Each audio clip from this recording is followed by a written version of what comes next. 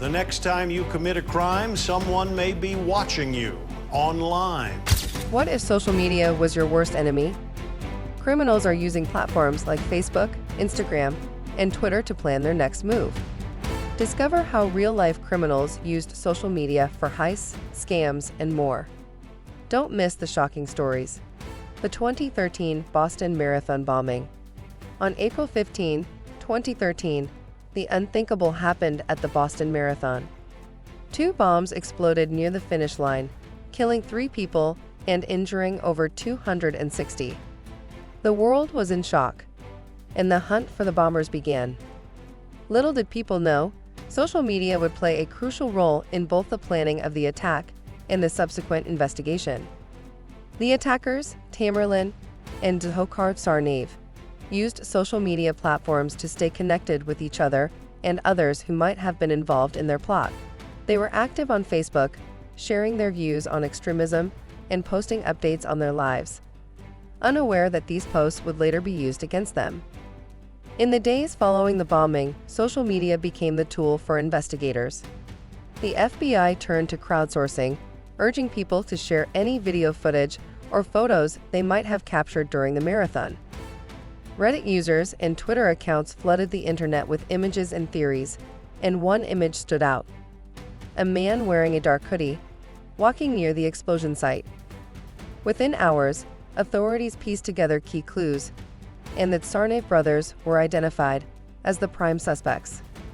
Dzhokhar posted an image of himself in a hospital bed on his own Facebook page, confirming his survival. The authorities were able to track him down through a combination of social media evidence and traditional investigative methods. On April 19, 2013, after an intense manhunt, Dzhokhar Tsarnaev was captured, ending the search for the perpetrators. Social media, while being used for harmful purposes by the bombers, ultimately helped bring justice and closure to the victims of the tragic attack.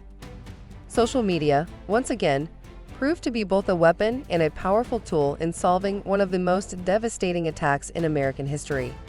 The use of Facebook by Mexican drug cartels to coordinate operations. In the world of organized crime, social media is no longer just for communication. It's a tool for coordination and operation, as proven by Mexican drug cartels.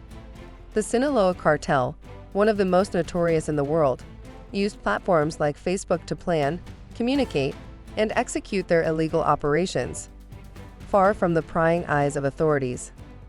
The cartel's operatives would post photos and updates on Facebook, sharing information about routes, deals, and even rival cartels' movements. In some instances, they would use coded language and images, making it difficult for authorities to decipher the real meaning behind their posts. The photos, often of luxurious lifestyles, weapons, and money, painted a picture of power and control, giving the cartel a sense of invincibility. Authorities initially struggled to connect the social media activity to criminal operations. But as more intelligence came in, the links became clear. The cartel's use of Facebook allowed investigators to track their movements, intercept messages, and even set up undercover operations to catch the criminals in the act. In 2016, authorities managed to take down several key members of the cartel using information gathered from social media platforms. As they pieced together the online activity, they were able to locate stash houses, drug routes, and capture high-ranking members. The social media pages, which once seemed like harmless bragging posts, became the evidence that brought down one of the most dangerous organizations in the world. This story shows how the internet, once considered a place of anonymity, is now a powerful tool for both criminals and law enforcement. Social media's impact on criminal activity has changed the way authorities approach investigations, making it a battlefield in itself. How the Brinks job robbers used social media to plan their heist.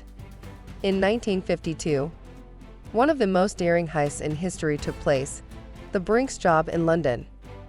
A group of skilled criminals used social media as a means of gathering critical information and planning the heist of a lifetime.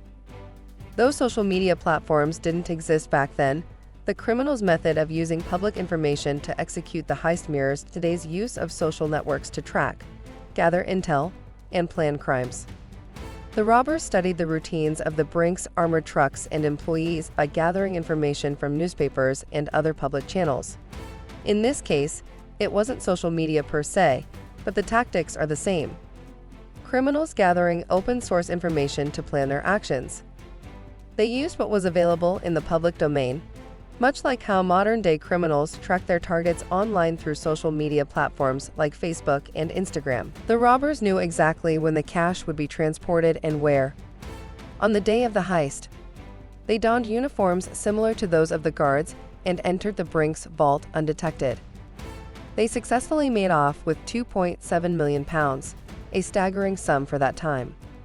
While social media wasn't a tool back then, the use of public information for planning was ahead of its time. Modern criminals take this tactic even further, using social media to gather intel, confirm locations, and track their targets. The Brinks job marked a pivotal moment in the evolution of crime, showing how easily a well-planned operation can succeed when information is gathered strategically, whether through physical or digital means. The 2018 Netflix Bandersnatch hack.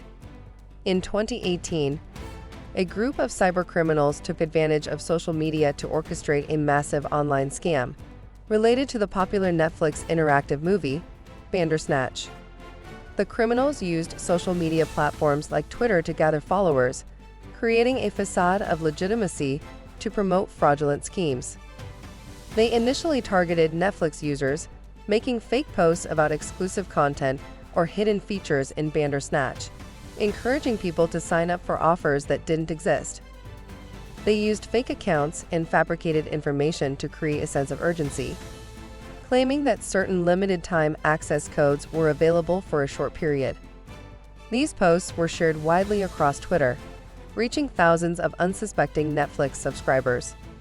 The scam had a simple goal: to steal personal information, including credit card details, and gain access to users' Netflix accounts. By exploiting social media's ability to rapidly spread information and gain attention, the criminals were able to build trust quickly, fooling many into clicking on malicious links. As more people fell victim to the scam, Netflix took action, but the damage was done. This event marked one of the many ways that criminals exploit the viral nature of social media for their own gain, showing that even in the digital age, old-school scams are being adapted to modern platforms. Social media, once seen as a harmless way to connect, had now become the perfect tool for spreading deception and fraud. Role of Instagram in the 2020 New York City looting. During the intense 2020 protests in New York City, social media became a key tool for criminals to coordinate looting sprees. After the tragic death of George Floyd, widespread protests erupted, and some groups took advantage of the chaos to loot stores. Social media platforms, particularly Instagram and Twitter, played a significant role in organizing these criminal activities. Looters used Instagram to share live updates about stores being targeted and even posted real-time locations of high-end shops. Hashtags like #LootingNYC and #NYCProtests were used to direct others to stores with minimal police presence. People who were not originally involved in the protest jumped into the looting, encouraged by these posts, and many used the opportunity to steal expensive merchandise. The looters coordinated their actions using social media to ensure they could move quickly from one target to another, avoiding law enforcement and exploiting the situation. It was no longer just about protesting. It was about taking advantage of the chaos and using social media to stay ahead of the authorities. By the end of the looting spree, stores across New York City were left with millions of dollars in damages. The events highlighted how quickly criminals can organize and execute illegal actions through social media, turning a protest into a cover for widespread theft. Social media's role in the 2020 looting showed how digital platforms can both fuel and complicate criminal investigations in the modern age. Don't miss out on the next jaw-dropping story.